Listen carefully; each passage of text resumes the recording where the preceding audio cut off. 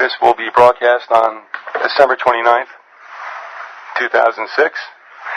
And before we go any further, guys, you do have two books out there, The Hidden Face of Terrorism, The Ascendancy of the Scientific Dictatorship. And so how can people get a hold of them, and how many of them are in a, what should I say, a media other than hardcover? Actually, both of them are in a medium other than hardcover. The Ascendancy of the Scientific Dictatorship is now in its second printing as an expanded revised edition. People will want the 2006 edition, not the 2003 edition, the 2006 edition. It's available in print at Amazon.com.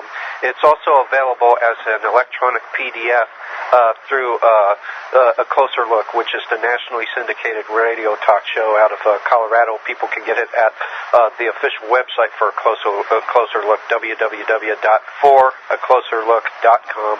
And if they act now, they can get it, and the book by David Guyette, Masters of Persuasion, all for the price of one book, for I think $21. And David Guyette's book is also in PDF format, and it acts as an excellent companion to our book.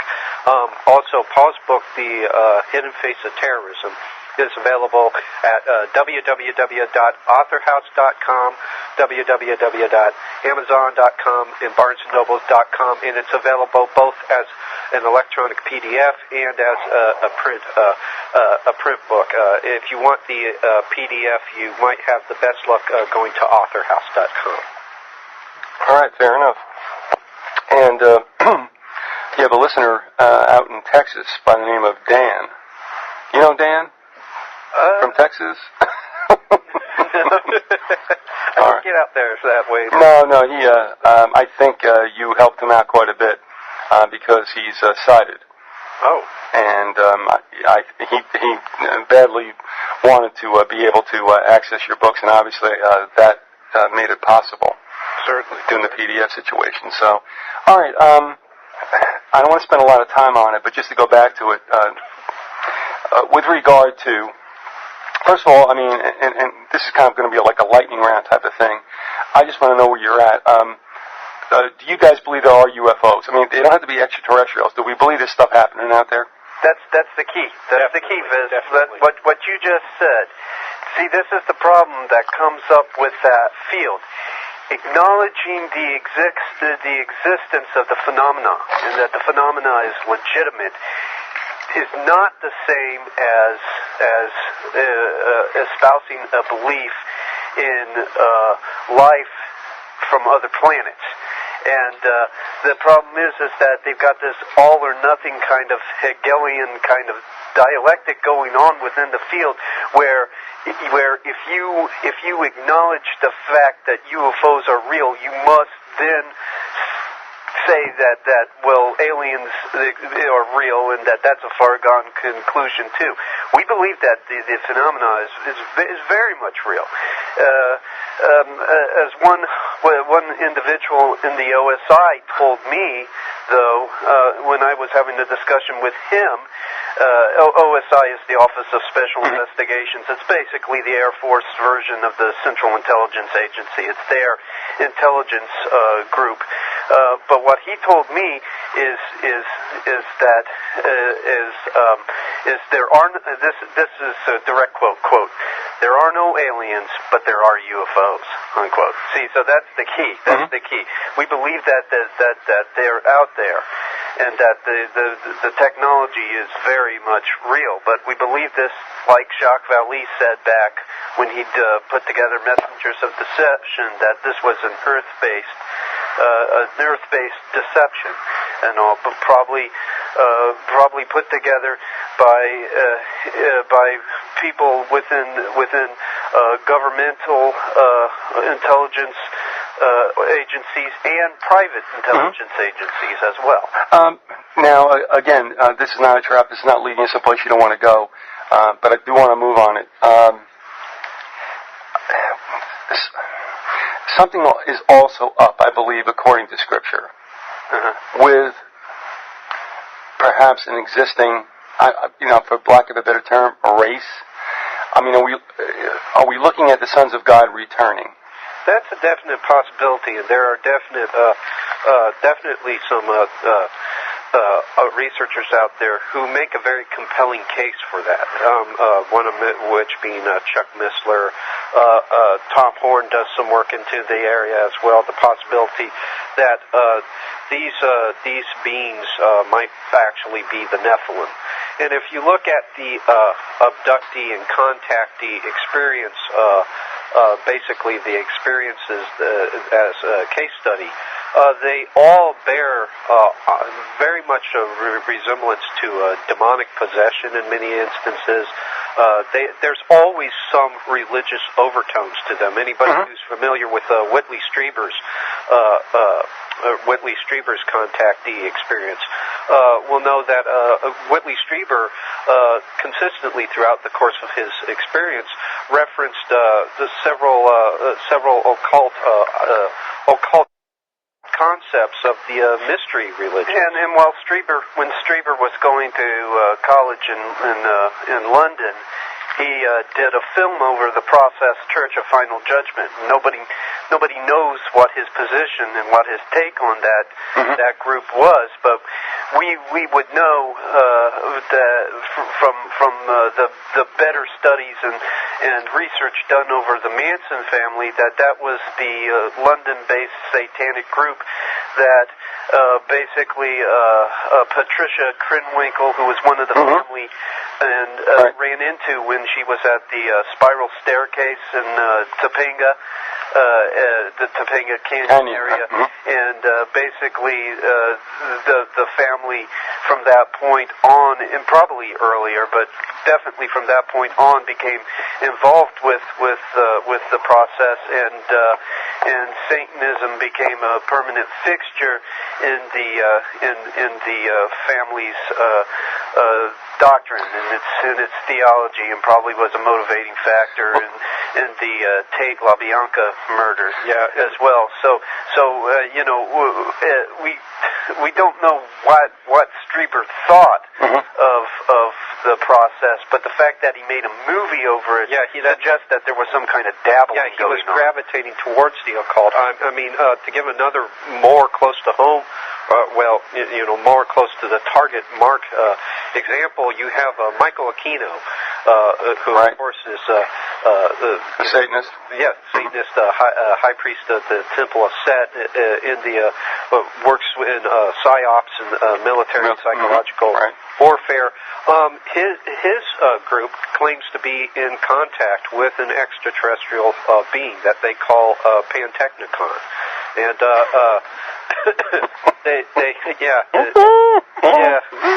but who knows? Yeah, but at any rate, I mean, you find that this almost this overlap between Satanism, occultism, and UFO cults or cults that are committed to some sort of UFO outlook.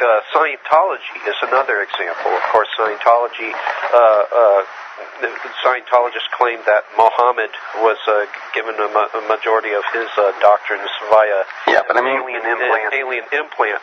And of course, the Scientology is from whence the Process Church, the satanic cult of the Process Church, sprung. It basically arose as a result of a schism within Scientology. So there's this occult element there, and it's very much deeply embedded in the UFO community and in the UFO phenomenon. We just really want people to really pick up on the aspect of the human aspect of the deception. That's why we went on so much about the intelligence community and the fact that there were people that real human beings involved behind this, and we didn't strike so much at the occult themes. We know that they're there, but it's important that people realize that there are human beings behind this as well, because we've allowed the population has allowed themselves to become too open to the incredible and to the amazing, to the point where any Vegas mind freak kind of Chris Angel kind of individual can come along and concoct or invent some supernatural event, and they'll follow that person. Well, I tell you what, and 10 minutes are already gone. Oh, jeez, my time management. I will say this: I'm leaving the door open for a possibility also that there might be something other than us around that might be involved with UFOs. The only other thing I'll say is this: I'm not crazy about it, but I have to say that there's always been some kind of preoccupation with Antarctica, all right, and the fact that perhaps if there's something out there, it may not be out there, but in there. Do you know what I mean? In other words, I know that there's been a lot of hoodoo about the Hollow Earth theory, and I understand that. I wish I could have read Bird's account myself. That'll never happen. But I also wonder sometimes if we're dealing with something different than we are, and whether or not they may be on the inside and not on the out. So, I mean, as wacky as that might sound, have you ever come across any of that yourself? Yeah. What I think the whole Antarctica thing with the UFOs supposedly coming in and out of Antarctica, I think that was merely disinformation to cover up the fact that there were Nazis that were conducting operations in the region of Antarctica during and after World War II, and again, that points towards man-made manipulation behind the phenomenon, because we know that the Nazis were doing work in saucer technology. So yeah, you're right. Yeah. It's I know. It's a possibility. You got to keep yourself open, but you also have to stay grounded as well. Some discernment here, because there's a tremendous amount of manipulation going on in the UFO community. But the only thing is that again, I wish I could have read Bird's accounts and what he had to say. That, like I said, that will not happen. Secondly, even Orwell had mentioned about the lost islands of Antarctica in that book, within a book in 1984, and it just keeps coming back time and time again. But that's for another time. And I just want to find out where you guys are at. Also, I just want to clarify, we did this off mic, but some people also asked me with regard to you. They felt that, as I told you, your take on Elohim, we meant that necessarily you were Unitarian. I asked you that. And so let me just do that on the air so everybody can hear it. Okay, yeah, no, we're not okay. Unitarians. Unitarians are basically humanists that are trying to look like Christians. Agreed. We basically believe that there is one personality that is God, and that one personality acts through three manifestations, three offices: the office of the Father, the office of the Son, and the office of the Holy Ghost. An example, if you will. I am a grandson, an uncle as of last year. I'm sometimes I'm a boyfriend, not right now, and everything. These are all, and I'm an employee of a certain place that I work, the place where I work. Those are all titles that I hold, but I'm still only one person. Only one name. My name is Paul Collins. And all the same principle holds true with God. He works in the office of the Father. He works in the office of the Son. He works in the office of the Holy Ghost. But he has only one name, Jesus Christ. And when you look at the Great Commission, Jesus says, "Go and baptize in the name." Singular, not plural, the name of the Father, the Son, and the Holy Ghost. And then in the book of Acts, they proceed to baptize in the name of the Lord Jesus Christ, which follows, according to our opinion and according to the way that we see, that the name of the Father and the name of the Son and the name of the Holy Ghost is Jesus Christ. So no, we're not okay. Unitarians. All right. So you believe in a triune God? Can I say that? Well, we believe in a God with three offices. Okay. Yeah. One personality. I guess you could call it a triune manifestation, really.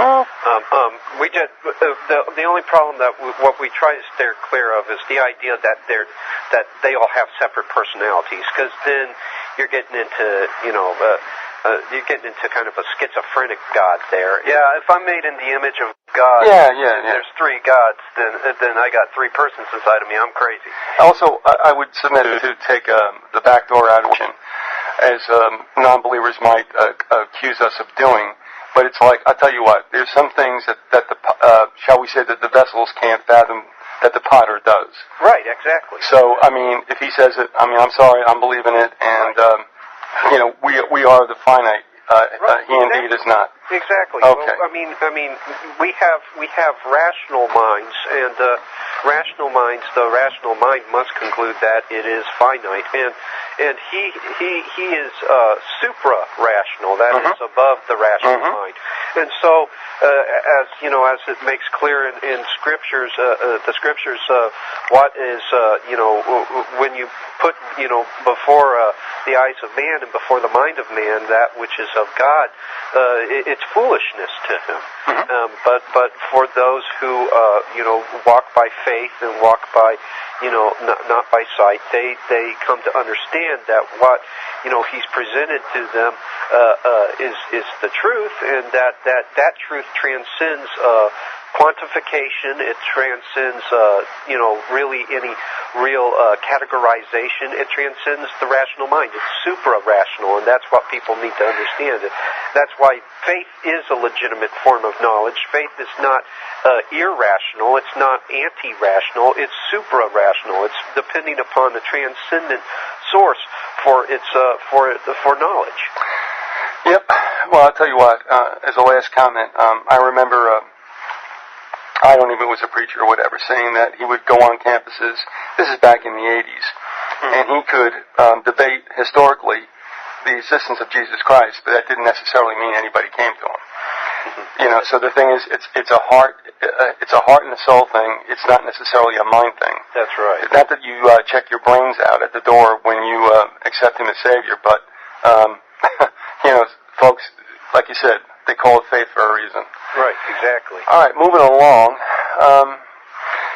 One of the things I want to ask you guys about, because we never did talk about it. Now, what do you make of 9/11? What do you think happened that day? Okay, now I can hear him smiling.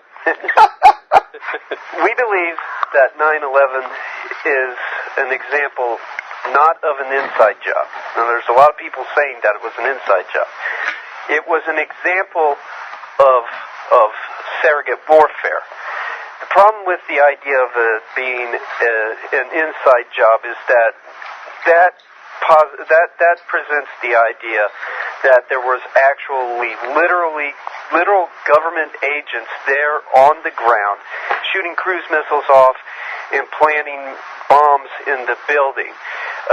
That's not the way that things work in covert operations and all. And I'm speaking from a point of knowledge where, of course, my teacher was the one teacher that I had was had worked for the Central Intelligence Agency. We've had family that's worked in intelligence and in the realm of intelligence and all. And so I've taken classes over it. I've taken classes over the history and the politics of intelligence gathering, as has Philip. And one thing that happens with a covert operation is that there are layers of insulation to make sure that the trail back to the culprits is almost just you can't find it. You can't. The average person would have to work through so circuitous a web that they would just get totally confused and they'd never be able to get Go back to the source. Yeah, to connect it to the source and all. It's kind of the intelligence version of money laundering. It's the intelligence version of that and all. Yeah, it's a kind of like a concept laundry instead of a money laundry. You basically conceal the source of the actual concept itself. These guys that pulled this off like Al-Azmi and Marwan Al-Midar and Mohammed Atta, they had certain individuals within the government that were supporting them, that were shepherding them, but they're the ones that pulled it off. They're ultimately the ones that pulled it off, so that the sinister, dark factions of the government that wanted it to happen would not directly get their hands dirty. Now, there's lots of people that do not believe that way and believe that there were bombs in the buildings and believe that there was cruise missiles shot at the Pentagon. And the latest one that's just so outrageous to me is this idea that there was somehow Star Wars technology used in bringing those buildings down. And for me now, we're really getting into the realm of fantasy with that. The problem with those theories is that even if you could prove them true, even if you could conclusively show that there were bombs in the buildings, or that a missile was shot off at the Pentagon, you still haven't proven that it was connected to the government, that the neocons did it. No. You know, all you've shown is that Al-Qaeda had bombs and they had cruise missiles. That's all you've shown. Another problem with that movement, with the 9/11 truth movement, and those individuals saying this, is that one of their primary funders is John Gray, who put out the books Men Are From Mars, Women Are From Venus. John Gray is owned part and parcel. His whole Men Are From Mars, Women Are From Venus shtick is owned by Adnan Khashoggi, who was an arms dealer who, along with Manuker Ghorbanifar, played a pivotal role in the Iran-Contra scandal. Adnan Khashoggi has connections within the Central Intelligence Agency through James Critchenfield and through other individuals. And so this has all the earmarks of a disinformation campaign, a muddying of the waters, so that our attention is drawn away from the real evidence, the real incriminating stuff, and instead we're sitting around and we're fixating on whether or not there was bombs in the buildings or missiles being shot off. And the problem, one of the problems is that crime scene is below ground now. It's in the landfill somewhere. The crime scenes, the crime scenes that connected to 9/11 that are still above ground are never looked at, because we're looking at this one that's been essentially buried in a landfill somewhere. According to Daniel Hofziger, who has done a tremendous amount of work on this and has done a really great job when it comes to 9/11, the greatest above ground crime scene when it comes to 9/11 is in Venice, Florida. And if you look at the people that these hijackers ran around with in the Venice, Florida area, you find individuals that are tied to the CIA. For instance, Wolfgang Boehringer, who was a close friend of Mohammed Atta. He was picked up by the FBI for questioning. They let him go after he told them, "Hey, I'm CIA." Rudy Decker's flight school has all the earmarks of a kind of a front organization for some intelligence group, and nobody looks at this or hits upon this because they're too busy obsessing over what are theories. And my thing is that it's all right to be skeptical about the official version, but now that you're skeptical about the official version, don't concoct or invent something to believe about it as an alternative. Go out and start doing the research with proper research methods to find out what the truth is. All right. Well, again, let me ask you this, because I mean, no matter how it goes down, what was the end game for what took place on 9/11, as you can also look at what happened in Spain, and also in Bali, and also in England. But I would say this. Planes don't disappear, no matter where they fall from, no matter how hard they hit the ground. And I've never seen 2 skyscrapers burn to the ground, except in New York City. Okay, so I mean, dealing with it from a part of physics, and I don't blame it. I don't blame this on the Bush administration. I mean, I'm looking back through time, and I'm thinking about triggering events to get people to get behind a war. And you look at Pearl Harbor, which has clearly been stated now that Roosevelt knew, the Lusitania before that, and the Maine before that. So, I mean, I don't blame it on Bush. I don't get it. It's not a Republican-Democrat thing. No. It's a manipulation of people to get them behind something. Right. But as I would say to you, again, guys, though, the planes don't disappear. I mean, my thing is that they did impact. They did hit. For instance, the one individual that said that the cruise missile hit the Pentagon as opposed to a plane. Mm-hmm. That was a part of the book called The Terrible Hoax, I believe was the name of the book, written by an individual that doesn't even live here. Is a guy in France that wrote that. He didn't even travel to the United States and check it out for himself. And we have the morning traffic and just hundreds of people that witnessed a plane smashing into the Pentagon, and we have people that have said that they witnessed it. And I mean, with the towers, when those planes smacked the buildings, those impacts registered on the Richter scale. The Richter scale is used to measure the intensity of earthquakes. So basically what we had earthquakes happening, and it wasn't like the epicenter was somewhere else, and the quake was traveling, losing intensity as it traveled. The buildings were the epicenter. And having lived in California, we lived there from the time we were in 5th grade to about our 2nd year of high school. I can say firsthand, having gone through aftershocks, tremors, through earthquakes, through the whole seismic stew, and all that I know from that firsthand that even the most minor of seismic activity can compromise buildings in a very serious way. Even the most supposedly sound building. With WTC-7.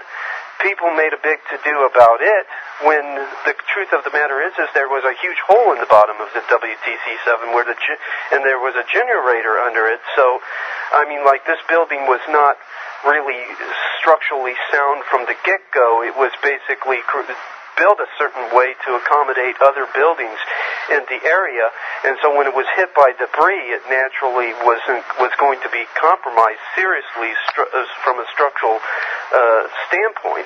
And for me, the most damning evidence for government complicity when it comes to 9/11 is when you look at those hijackers and their backgrounds and who they were involved with. For instance, Mohammed Atta receiving from the head of Pakistani ISI $100,000, and the fact that ISI is a surrogate for the Central Intelligence Agency, and the Central Intelligence Agency used Pakistan as a launching pad for covert operations into the Caucasus, into the whole region over there, and all stuff like that. For me, is what's damaging and is what's very solid. All right, let me stop there, because all that information we hear, and that's something we hear. I mean, we don't know. As I stated, I think the physics of that day do not jibe with what the reality is. But not to debate about that. Again, let's move on, and let me ask you this: what was the benefit of having an event like that? Do you know what, Viz? You mentioned earlier how events such as 9/11 and events before it, Pearl Harbor, Lusitania, what have you, were basically designed to get people behind something. Webster Tarpley has referred to 9/11 as a new myth. And in that sense, it is a myth. It's a myth in a Sorelian sense, and by Sorelian, I'm referring to the French Romanicist Sorel. Sorel basically introduced the concept of a myth, and this myth is not necessarily a deliberate lie, a deliberate falsehood. It is instead an ideology fabricated chiefly, specifically for the purposes of edifying people and compelling people to action, mobilizing them behind a certain thing that you want. Yes, without any a certain agenda. Right, yeah, without any reference to the issues of of what's true and what is false. And so basically, you had that with 9/11. This new myth began, and all of a sudden out of that myth was this rush to action, this rush to basically mobilize our military forces against the Arab world, to rush into Iraq, to rush into Afghanistan. Now it looks like we're migrating slowly towards Iran, and to basically, from Paul and my perspective, to initiate the Western elite's vision for a new world order, a Pax Americana, a unilaterally initiated world government. Because as most people have seen, the neoconservatives who have been basically factored in heavily into this presidency have not been very fond of the United Nations, not very fond of the United Nations model of world government. That being said, that does not make them any less globalist themselves. No. What they are attempting to do is erect not a Pax Universalis as the United Nations has in mind. What they are attempting to erect is more a model of world government that is more along the lines of their neo-Trotskyist, neo-Jacobin ideology. Well, because you guys understand Scripture, and because we all understand what takes place in Revelation, can we not see what's taking place now? No matter what factions are there, but as no matter who's involved, carrying out the plan for Satan to try to set up, I guess, an infinite earthly kingdom. In other words, call them what you may, neocons, elitists, Illuminati. Right. But and this is not a yeah-but statement, but I mean, taking a look, as you well know, which I think, unfortunately, only those who trust Scripture are understanding, and rightly so, are we seeing in our day and time, although it may not come to fruition in our lifetimes, maybe yours, you're going to probably last 30 years more than I. But I mean, are we not looking at machinations designed for Satan to try to set up a kingdom? We would call it the New World Order. We can call it world government. Right. How do you feel about that? I feel that you're right on target with that, in that the neoconservatives basically they are closely aligned with a religious sect known as Dominionism, which we've discussed earlier on your program. We have, right. And of course, Dominionism is kind of like this cult of neo-Gnostic jihadists, which believe in the establishment of an earthly heaven. Basically, in Gnostic terminology, emanatizing the eschaton, bringing the end of days to this ontological plane of the physical universe. And so the neoconservatives have been very much committed to emanatizing the eschaton along their own schematics for an earthly kingdom. Meanwhile, you have the secular Gnosticism of communism, of the coming out of the East, the old line communist, which qualify as secular Gnostics. They sought to emanatize the eschaton and bring the end of days to the earth in the form of the workers' paradise, which was a fiction concocted by Marx. And of course, nobody ever knew the indeterminate period at which the state would supposedly wither away and the worldly kingdom of the workers' paradise would arise, but that was the beauty of the deception. The point is that now you have, from the East, you have the neo-Gnostic jihadist of communism, which seems to be on the rise again, especially under Vladimir Putin.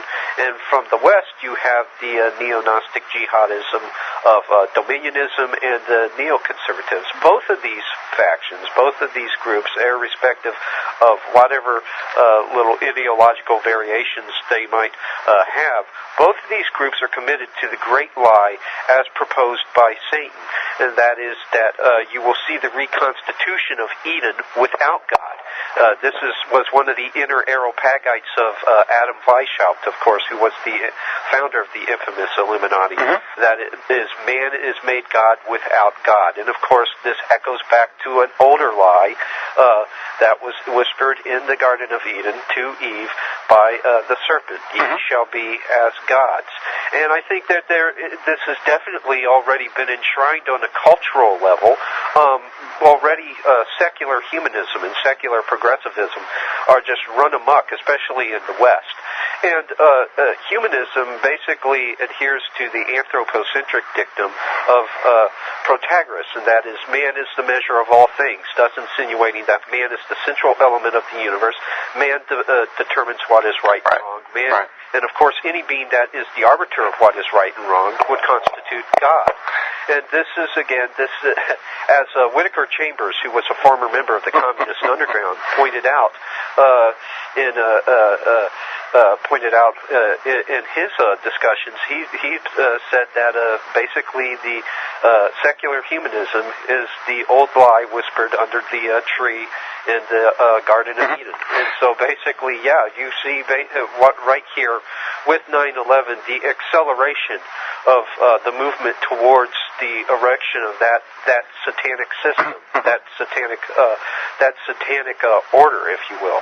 In fact, when in scriptures, when it says, I believe in the first epistle of John, to love not the world, when Jesus talks about the world and how the world is at enmity with God, the word for world that's being invoked by Jesus and John and others in the scriptures is the Greek word cosmos, which means an ordered arrangement, a system, and everything, and basically an order, a new world order. That's what we really have there, and to put it into a historical context for the listeners, when Jesus said, "My kingdom is not of your world, not of your cosmos, not of your system," what was the dominant system? What was the dominant order of the time? It was the Roman Empire. Exactly. Which was, of course, an oligarchical system striving towards becoming a world government. What do we have today? We have shadows of the same Roman Empire. In fact, if I may borrow the phrase, we've crossed the Rubicon, so to speak. The neoconservative-led American empire has went beyond the point of no return, and this is what we see now: is this system, this cosmos, the world, as the term was invoked by Jesus and John and other writers of the New Testament. It's this ordered arrangement, this one world government. I would submit, we know that we had the League of Nations get some mileage after World War I. We know that the UN got that after World War II. I think necessarily, and I'm going to ask you guys, that we're looking at one more big one. Of course, the Mazzini-Pike letter would substantiate that. Not that we need that to know that, but I think that you're going to look at a situation where we'll have another one, and people will submit to any kind of entity that can promise peace. Now, with this caveat, there will be peace for whatever time there is, but it will not be peace through harmony, but peace through a abolition there'll be of dissension or opposition. In other words, basically what I think Orwell said, It's a boot heel in your face forever. Right. All right, so yeah, guys. I mean, so in other words, yes, there will be peace, but it isn't going to be a happy situation. Right. There won't be any crime on the streets, but that's not because people are somehow gone through some kind of great spiritual transformation. There'll be a very stringent form of social control that is very coercive, Right. and very pervasive, and reaches right into the privacy of our own homes. Right. At that point. And at that point also, if I may add, there will be such mass conformity to cite Thomas More, who of course wrote Utopia. In Utopia, he wrote likeness breeds concord, in that the more we are all alike, the less individuality there is, the more concord there will be. So you'll see this squelching of cognitive dissent, this squelching of individuality, movement towards more of a uniform societal code. Yeah. I mean, what we're looking at, I think slowly but surely everywhere, is a form of collectivism where the individual, and you know, people talk about Christianity being communistic. No. And, well, I know, but I can understand where they're coming from. But the thing is that the individual in Christianity has always been prized. That's right. Absolutely. But in collectivism, true collectivism, your value is only what you can offer to the group. Right. The group and the aggregate the aggregate group represents reality, represents the chief unit of reality. The individual for them is an illusion. And as you know, we started off this discussion with H.G. Wells. H.G. Wells basically subscribed to the so-called realist belief that the individual was an illusion. And what H.G. Wells believed in was what he called the mind of the race, or the racial mind, that all humanity basically constituted in that some total, a single organism, a single consciousness. And he also discussed this in a speech that he gave, in which he called it the World Encyclopedia and everything. And basically, this World Encyclopedia would basically interlock all the minds of the world, and we would all become of one consciousness, of one specific strain of thought. And that is the precise mentality that is behind collectivism, behind the political doctrine of collectivism. That there must be unity of mind. Julian Huxley states Julian Huxley's in the manifesto of UNESCO said that there must be unity of the things of the mind. And of course, what did UNESCO attempt to do earlier? I believe into the 70s, UNESCO attempted to commandeer the media of the United States, attempted to commandeer television, which of course the United States managed to maintain a grip on the media apparatus of the nation. But the point is that they saw TV as one means of basically connecting the minds of the world. Well, also remember this, and again, like I said, I have no belief in Republicans or Democrats. I think they all stink. Yeah. I think that whoever's supposed to be in the awful office is put there. But one thing I thought was kind of sly was when Bush went before the UN and said, if you would give us an imprimatur, more or less, to go to Iraq, we're going to bring UNESCO back in to the United States, which I'm sure happened.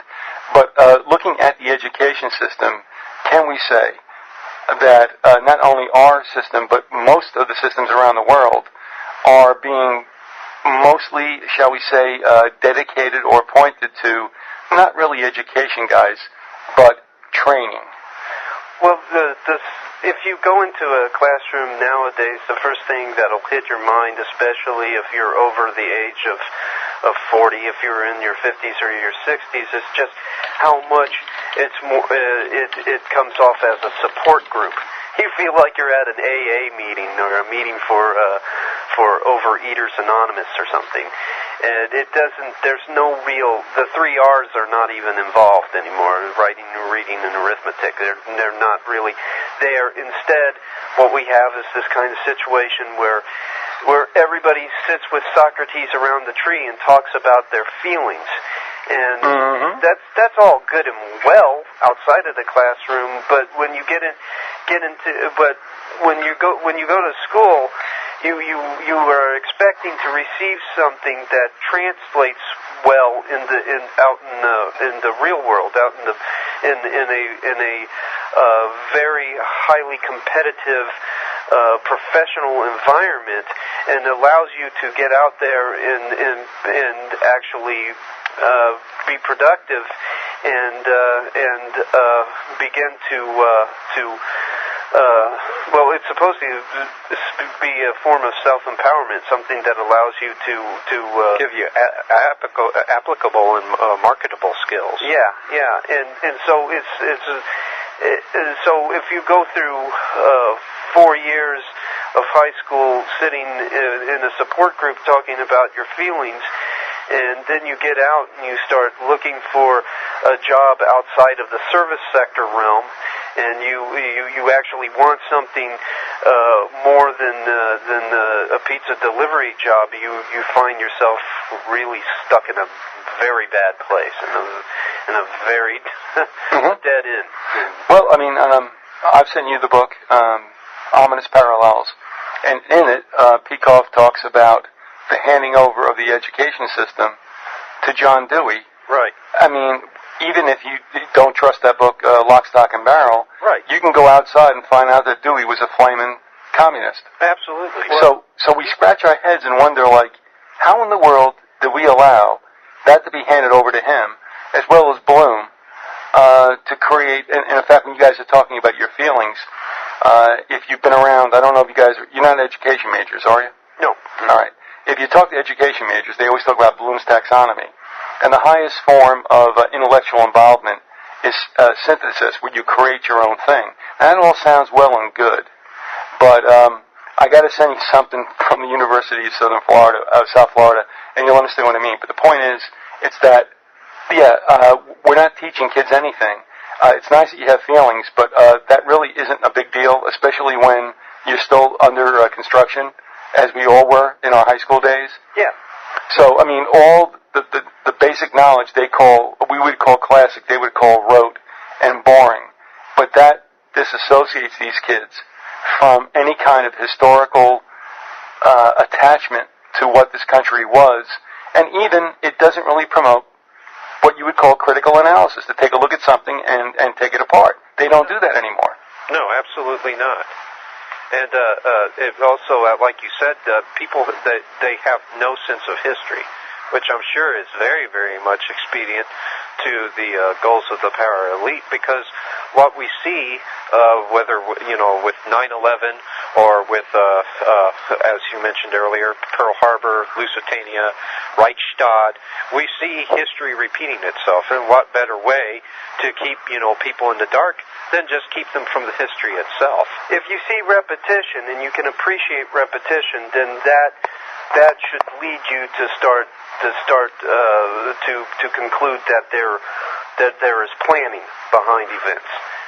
Otherwise there wouldn't be the kind of repetition that we see. Things would be a lot more random, and it wouldn't.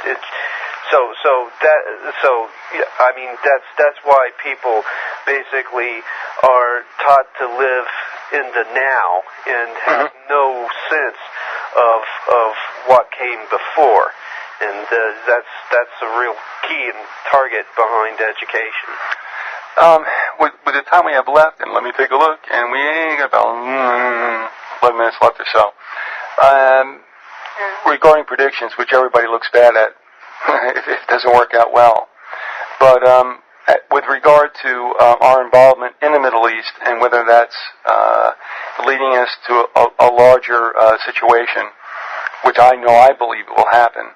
And recently, that they were talking about some kind of gradual pullout, much like I heard back in the Vietnam days, pre-Cambodia invasion. And then all of a sudden, bang, we went into Cambodia. And of course, as you guys know, that's what led all to the protests. Now, we're looking at a situation where we're thinking about a pullout, and now there's a call-out, more or less, for more military. Looking forward, toward, forward's a bad word, looking toward the next year and the year to come after that, and even into 2009. Do you see the United States military ever extricating itself from the Middle East?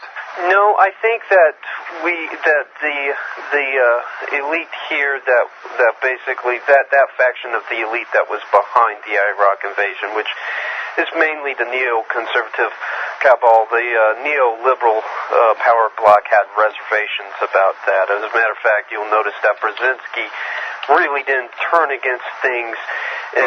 He was very supportive of the Afghanistan invasion because that was basically following the prescriptions that he made in his book, The Grand Chessboard, where you have to secure Eurasia to have a truly global empire.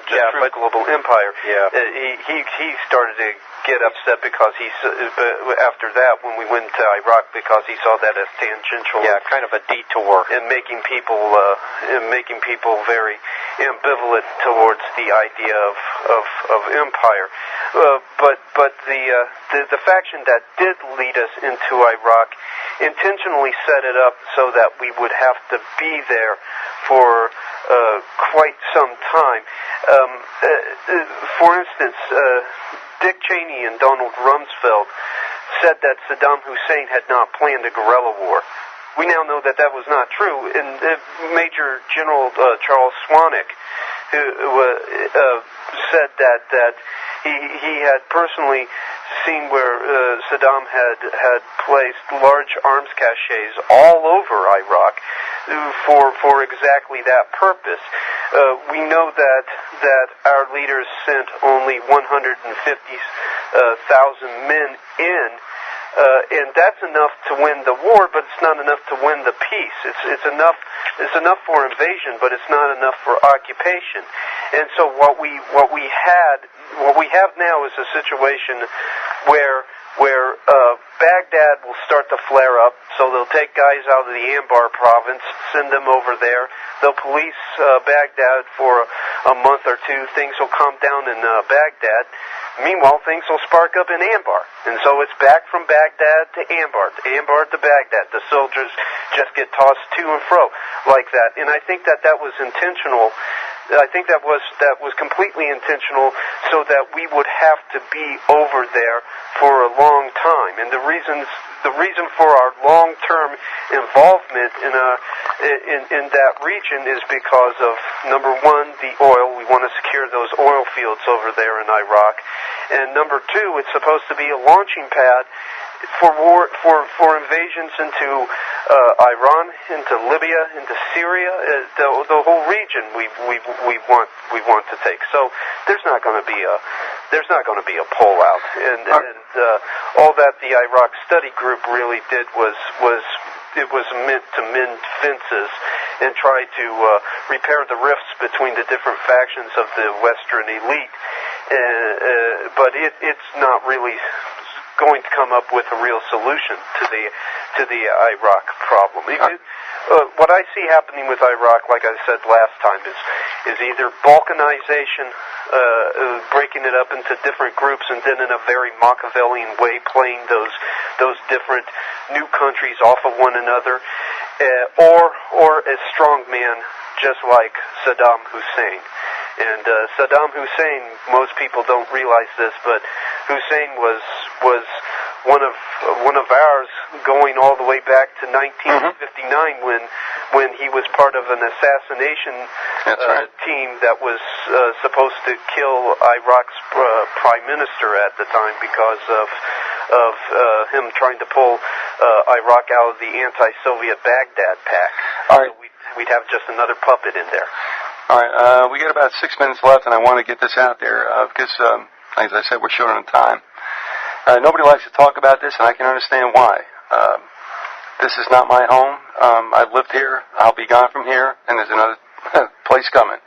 But are we looking at a situation where, in fact, the world is perceiving us as a Reich in sorts? And although we can justify, as I'm sure the people in Germany did during that time until they finally got it, are we looking at a replay of that situation as we approach the third, and I would think the last, World War as it also is congruous with Scripture.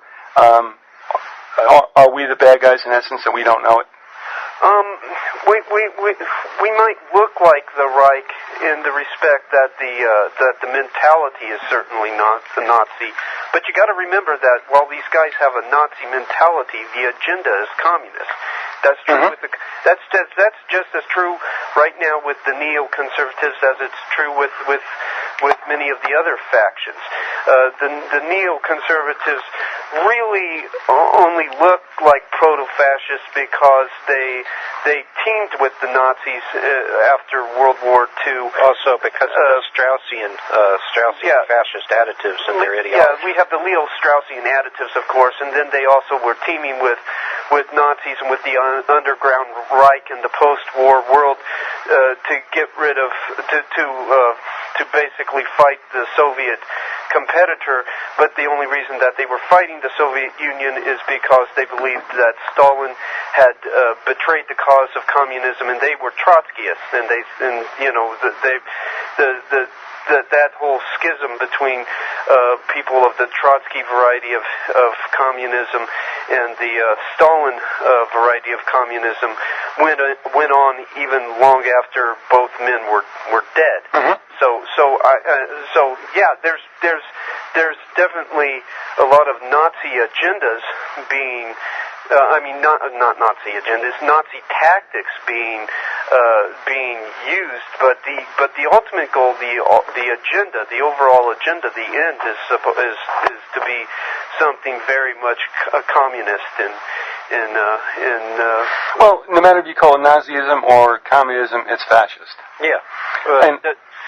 You take apart those two words etymologically. Communism comes from the Latin root communis, which means group. Fascism comes from the Italian word fascio, which means group. Again, in both instances, we have a system which exalts the group as the chief unit of reality and subordinates the individual to the collective. So ultimately, what you have there is the political doctrine of collectivism, which is also edified by the doctrine of statism, because the state is the one that basically enforces collectivism. Yep. And so basically all you have really is variants of the same socialist totalitarian system. The appellations assigned to them are very much inconsequential.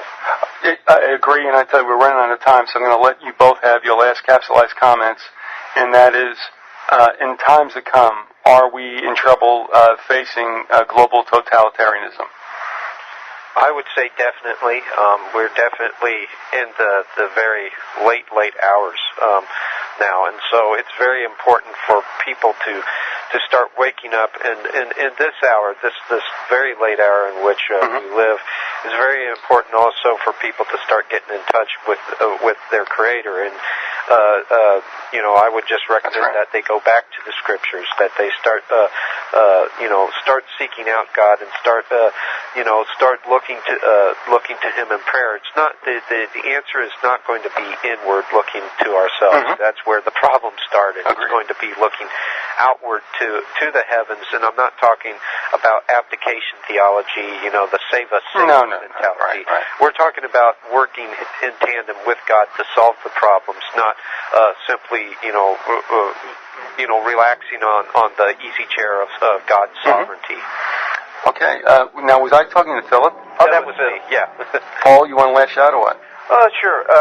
I think that it's obvious to the audience by now that that's what we're pretty much headed towards, and I'd say we're in the infancy stages right now, and all. But I think that this thing could be cut off before it hits puberty. There's reason for hope, and one of the reasons is shows like this and other shows out there disseminating valuable information that basically strips away their plausible denial.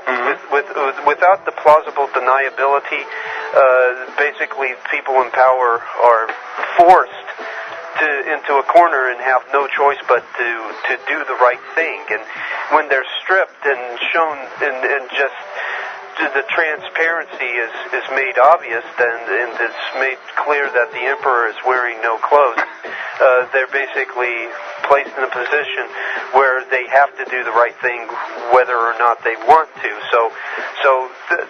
That's what we have to do, is we have to really get out in this day and age where we have all these different ways of getting the information out there, and act like Paul Revere's and basically disseminate it, because that'll contribute to bringing the whole thing down. All right, guys, thanks for being with us.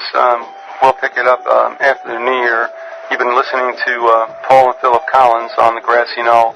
Guys, thanks a lot for doing 2 hours with us, and again, we'll see you on the other side. Look it up. All right, thank you, guys. Okay. Bye-bye.